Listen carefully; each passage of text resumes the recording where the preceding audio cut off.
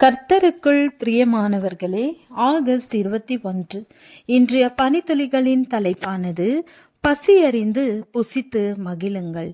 வசனம் லேவியராகமம் 25வது அதிகாரம் 19வது வசனம். பூமி தன் கனியை தரும், நீங்கள் திருப்தியாக சாப்பிட்டு அதில் சுகமாய் குடியிருப்பீர்கள். குழந்தையிலிருந்து வயதானவர்கள் வரைக்கும் பசி என்பது இயல்பானது. சரீரத்தில் பசி என்னும் உணர்வு ஏற்பட்டு அதை திருப்திப்படுத்த நாம் ஆகாரத்தை சாப்பிட்டு அந்த ஆகாரத்தின் மூலம் பலன் கொள்ளும்படி தேவன் நம் சரீரத்தை படைத்திருக்கிறார். பசி அறிந்து உண்ண வேண்டும். அதே நேரம் பசி மயக்கம் வரும்படி நம் சரீரத்தை விட்டுவிடவும் கூடாது. கர்த்தர் பூமியின் ஜீவன்களுக்கெல்லாம் ஆகாரம் அளிக்கிறவர். அவர் தம்மை நோக்கி கூப்பிடுகிற காக்கை குஞ்சுக்கும் ஆகாரம் அளிக்கிறார் என்று வேதம் நமக்கு சொல்லுகிறது. இஸ்ரவேல் ஜனங்களை பாலும் தேனும் ஓடும் கானான் தேசத்துக்கு போகும்படி எகிப்தை விட்டு அழைத்தபோது அவர்களை வனாந்தரத்தில் பசியில் விட்டுவிடவில்லை. தூதர்கள் உண்ணும் உணவால் அவர்களை போஷித்தார். ஆற்றண்டையில் ஒளித்திருந்த எலியாவை அப்பத்தினாலும் இறைச்சியினாலும் போஷித்தார்.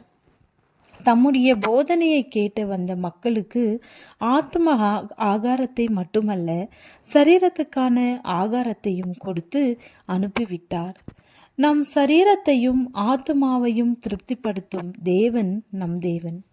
இந்த கடைசி காலங்களில் நாம் எச்சரிக்கையாய் இருக்க வேண்டிய ஒரு காரியம் ஆகார திரட்சி. நம் வீட்டின் மேஜைகள் தேவைக்கு அதிகமான ஆகாரத்தினால் நிறைந்திருந்தால் நாம் எச்சரிக்கையாய் இருக்க வேண்டும். நோவாவின் காலத்தில் ஜனங்கள் புசித்தும் குடித்தும் சீரழிந்தார்கள். சோதம் பட்டணத்தார் ஆகார திரட்சியினால் அக்கிரமம் செய்தார்கள் என்று எசேக்கியேல் தீர்க்கதரிசி கூறுகிறார். பசித்து உண்டு தேவனை மகிமைப்படுத்த வேண்டும். ஏனென்றால் புசித்தாலும் குடித்தாலும் தேவ மகிமைக்கென்று செய்ய வேண்டும் என்று எழுதியிருக்கிறது. அளந்து சாப்பிடுவதை நம்மை அழகுபடுத்தும். அளவில்லாமல் சாப்பிடுவது நம்மை அழவைக்கும். ஆகார திரட்சியினால் நாம் பாவம் செய்யாதிருப்போம். நித்திய ஜீவனில் தேவன் நமக்கு தரும் ஆசீர்வாதங்களில் சிலவற்றை ஏசாயா தீர்க்கதரிசி விவரிக்கிறார். வீடுகளை கட்டி அவைகளில் குடியிருப்பார்கள். திராட்சை தோட்டங்களை நாட்டி அவைகளின் கனியை புசிப்பார்கள்.